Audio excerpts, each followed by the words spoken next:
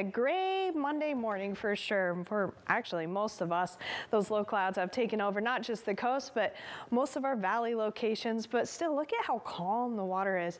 That's kind of going to be what the start of our work week is going to be, very calm.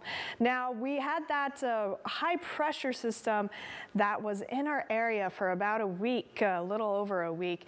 That has moved off to the east, and you can see that here actually around the four corners. So certainly some toasty temperatures out there, but for us, we're actually seeing a relief from that heat as that did move off to the east of us.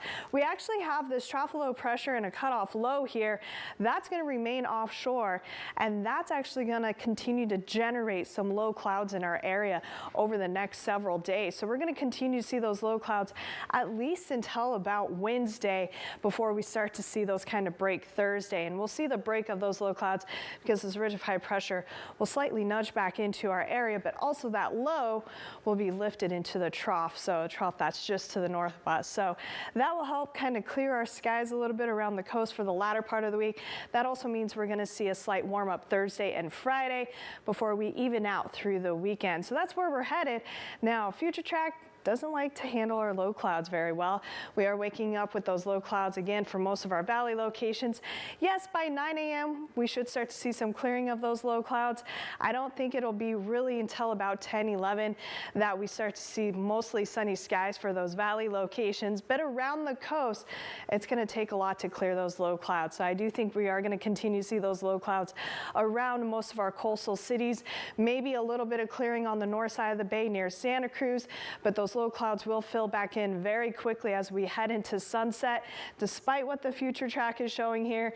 And then they will start to fill into our valley locations overnight tonight, once again giving us a great start to the day tomorrow for most locations. And again, whenever we have those low clouds and that marine layer in play, we always have the chance to see some areas of patchy fog. So that's not out of the question. But temperatures for you today, upper 60s to low 70s on the north side of the bay. We will be slightly warmer on the north side of the bay just because we tend and typically have those northwesterly winds. That's what we're going to continue to see. But for the San Lorenzo Valley, there will be in those upper 70s to 80s.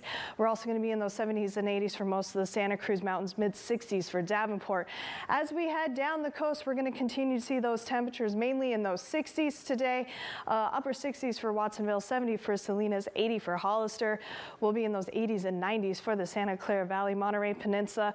One of the cooler spots, you'll be in those low to mid 60s this afternoon, slightly warmer in Monterey at 67. Up and down the Salinas Valley, some relief from the heat. We're going to see those 70s and 80s out there today. Still some triple digits for those far interior locations, but certainly not that 110, 115 we were seeing last week. So all of us are going to see some relief from the heat. Once you're back around the coast, we'll be in those low 70s around Big Sur. And then Carmel Valley, you'll be a touch warmer in those upper 70s. Most of us overnight, not going to see any major temperature changes. Most of us will be waking up once again to those temperatures in those 50s.